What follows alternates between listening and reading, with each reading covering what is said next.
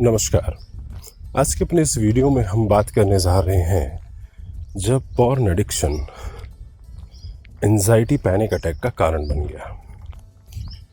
तो यह एक ऐसे लड़के की कहानी है जो मैं आपके सामने प्रस्तुत करने जा रहा हूं कि जिसे लगातार 3 सालों तक पैनिक अटैक्स आते रहे और वह समझ नहीं पा रहा था उसे पैनिक अटैक्स क्यों आ रहे हैं।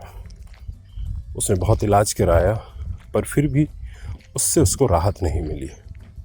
तो ऐसा क्या था उसकी ज़िंदगी में जिससे उसे पैनिक अटैक्स आ रहे थे। स्वभावतः जब मैं लोगों से पूछता हूँ कि आप नशा करते हैं तो सभी बोलते हैं कि हाँ करते हैं, और कुछ ऐसे भी हैं जो कहते हैं कि नहीं करते हैं, और कुछ ऐसे हैं जो करते भी हैं और नहीं भी करते हैं, मतलब कभी कभार वाले।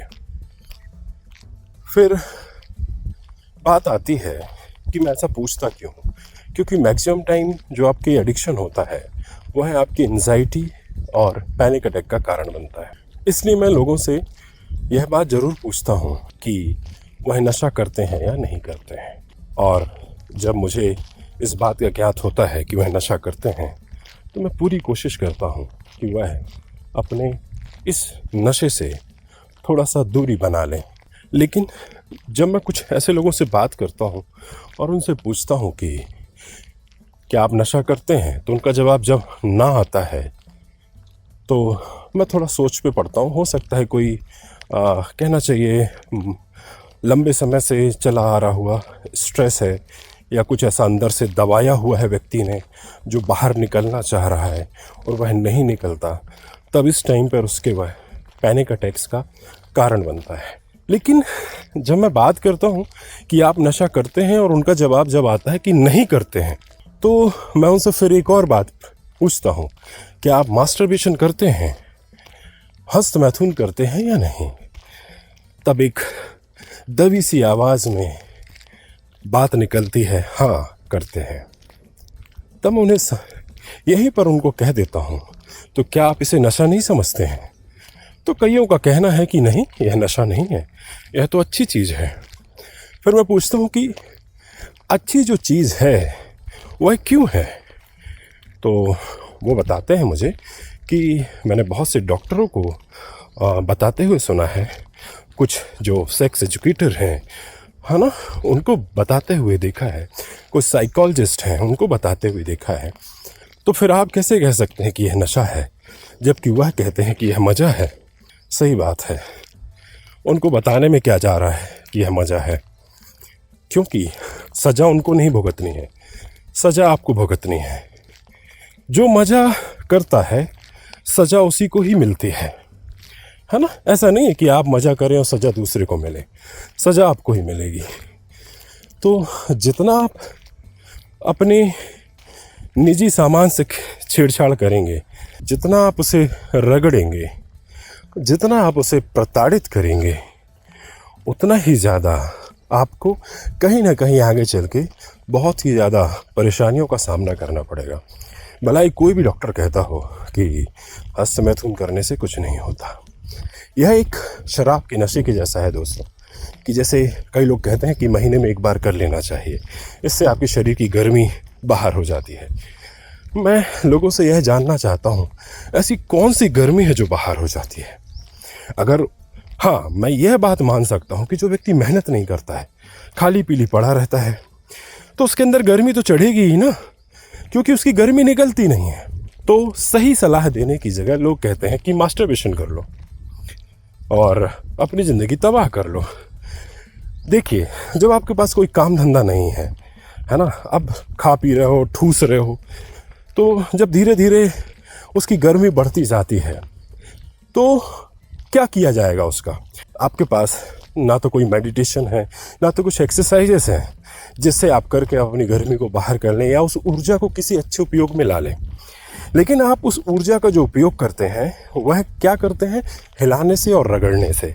इससे अंततः हासिल क्या होता है, हासिल यह होता है कि आप एक मानसिक रोगी हो जाते हैं और फिर धीरे धीरे आप अपना सब कुछ तबाह कर लेते हैं। मेरे पास तो ऐसे ऐसे लोग हैं दोस्तों कि जिनका शादी हो चुका है, बहुत सुंदर सुंदर वाइफें हैं उनकी, लेकिन फिर भी वह उनको छोड़ मास्टरबेशन खुद ही करते हैं या उनसे ही करवाते हैं।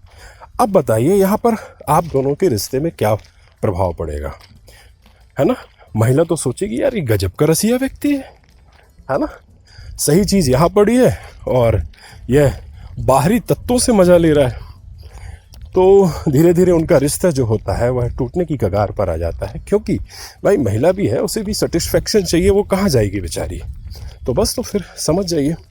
तो मैं बात कर रहा था, आप अपनी गर्मी को निकालने के लिए आप मास्टरबेशन का उपयोग करते हैं, जैसा कि आपको सिखाया जाता है। लेकिन मैं आपसे कहूँ कि गर्मी को निकालने के बहुत से ऐसे तरीके हैं जिससे आप अपनी गर्मी निकाल सकते हैं। बॉक्सिंग करिए, पुशअप मारिए, जॉगिंग करिए, स्किपिंग करिए, दौड़िए, है ना।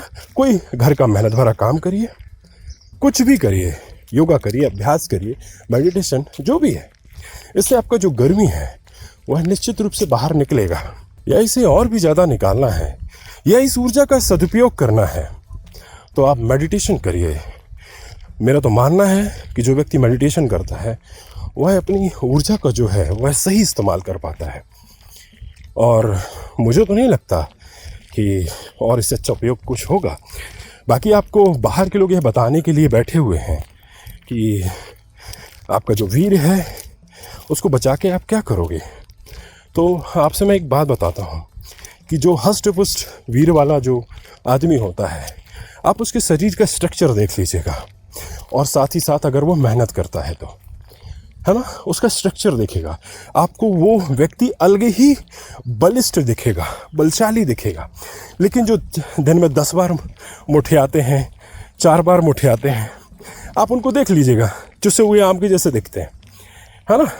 और ऐसा लगता है कि हवा का झोंका उनको उड़ा के कहीं दूर फेंक देगा। या कुछ जो जिनका शरीर वसायुक्त है और बहुत ज़्यादा फूला हुआ है, तो उनका जो शरीर फूला हुआ दिखेगा पर वो अंदर से खोखले होंगे। यही फ़र्क होता है। जिनके पास वीर हष्टपुष्ट होता है और अधिक होता है, और या जो अपने वीर को बाहर कर देते हैं बार बार रगड़ रगड़ कर, तो घाटा इसमें आपका ही है दोस्तों। अब हम चलते हैं मेन कहानी के ऊपर, क्योंकि बहुत लंबा वीडियो हो जाएगा, शॉर्ट में ही उस कहानी को बता देता हूँ। तो भाई साहब ने 15 साल की उम्र में मुठियाना शुरू किया था, मास्टरबेशन करना शुरू किया था, और वह गूगल वाहवा पे तरह तरह के तरीके ढूंढता था कि हाउ टू डू मास्टरबेट, और बस लगा रहता था लगातार, क्या फ़ायदे होते हैं, कैसे करते हैं। अब उसकी ये लत कैसे लगी थी, तो क्या है, उसका पढ़ने में मन नहीं लग रहा था। तो उसका कोई एक दोस्त था, उसने कह दिया भाई ये ट्राई कर, बहुत मज़ा आता है, बहुत मन लगता है पढ़ने में, इसको करने के बाद कंसंट्रेशन बढ़ जाएगा, देख लेना बहुत मज़ा आएगा। तो भाई साहब ने शुरू कर दिया कंसंट्रेशन बढ़ाने के लिए। अब काहे का कंसंट्रेशन बढ़े, धीरे धीरे सारा कंसंट्रेशन कहाँ पे लग गया, हाथ ठेला पे। और ऐसा ध्यान लगा उसमें कि बाकी के जो ज़रूरी काम है वह भूल गए, अपने शरीर का ध्यान देना भूल गए, सही से खाना भूल गए और सही से पढ़ना भूल गए। बस इसी फिराक में लगते कि कब उसे मौका मिल जाए।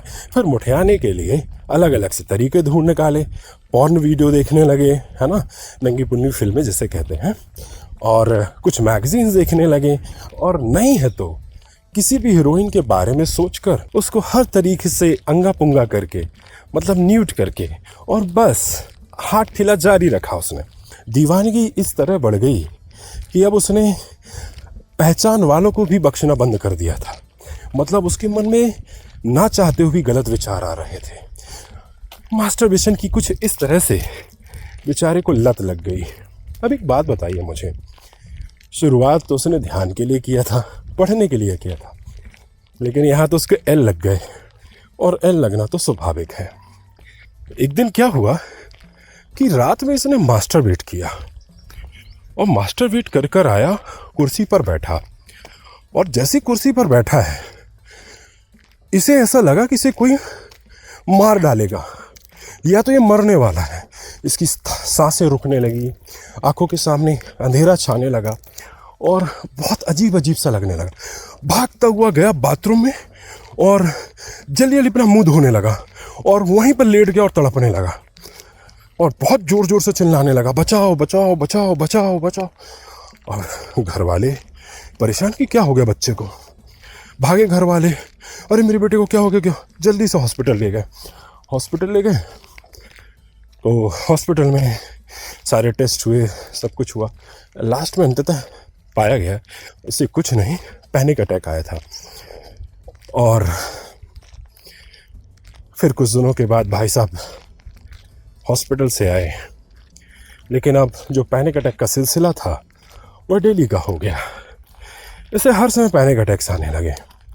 फिर यह डॉक्टरों के पास गया और डॉक्टर को इसने बताया कि रात में एक दिन मैं बैठा था और मुझे ये सब हुआ। मतलब जो जगह जगह डॉक्टरों के पास जाता था मैं उसकी बात कर रहा हूँ।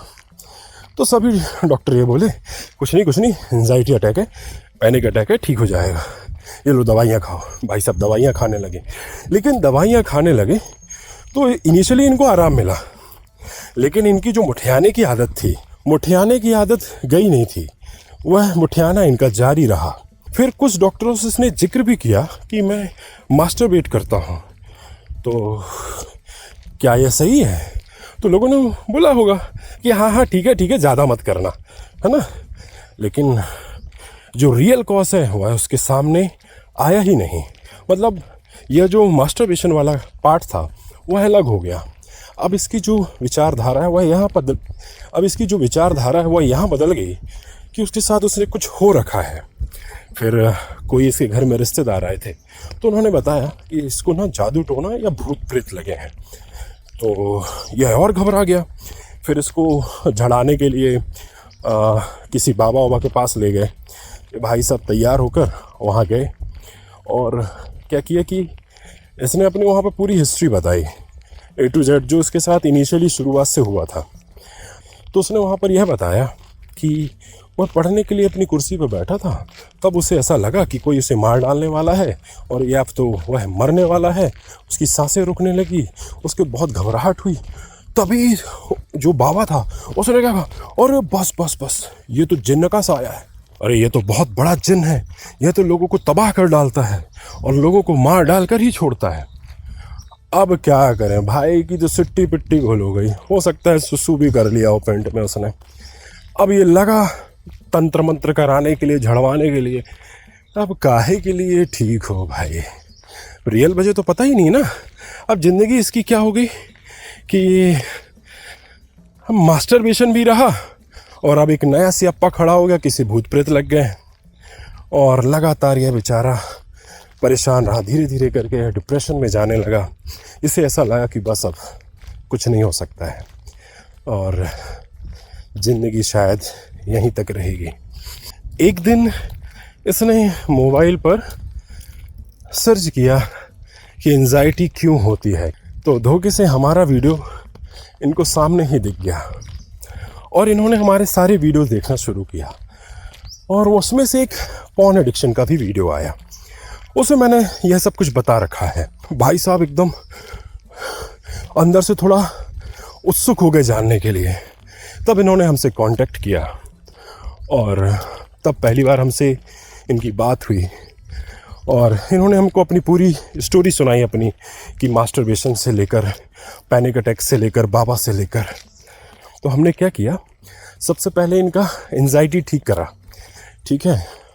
और एंजाइटी कैसे ठीक किया, बस उसका जो मास्टरबेशन था हमने उसको बंद कराया और उसे हेल्दी खाना खिलवाया और रूटीन सही फॉलो कराई। धीरे धीरे धीरे जब वह ट्रीटमेंट में आगे बढ़ते गया, विथिन 3 मंथ वह पूरी तरह से स्वस्थ हो गया। और उसने जो बाबा ने कहा था जिन है, तो बाबा के जाकर और पिछवाड़े में एक लात मार कर आया और बोला कि ये जिन को अपने पीछे डाल ले। और आज वो बेहतर है। बस यहाँ पर एक ही बात कहना चाहूँगा दोस्तों, जो हम कहना चाहिए जिस भी एडिक्शन का सेवन करना शुरू करते हैं या जिस भी एडिक्शन को मज़े के लिए करना शुरू करते हैं, वह एक दिन सज़ा बन ही जाती है। इसी तरह मास्टरबेशन भी है दोस्तों। मास्टरबेशन को आप अलग मत समझिए। मास्टरबेशन बहुत सी बीमारियों का कारण है। यह आपको कहीं का नहीं छोड़ता, ना तो पारिवारिक रूप से और ना शारीरिक रूप से। पारिवारिक रूप से कैसे कि यह आपकी बीवी के साथ आपके संबंध भी बिगाड़ता है और बहुत ज़्यादा बिगाड़ता है। तो आशा करता हूँ कि इस वीडियो से आपने कुछ सीखा होगा। अगर पॉर्न एडिक्शन या मास्टरबेशन के विषय में और बहुत कुछ जानना हो तो हमसे संपर्क ज़रूर करिए। आज के लिए इतना ही। अगर वीडियो पसंद आई हो तो अपने चाहने वालों से ज़रूर शेयर करें और उनकी ज़िंदगी भी बचाएं। धन्यवाद।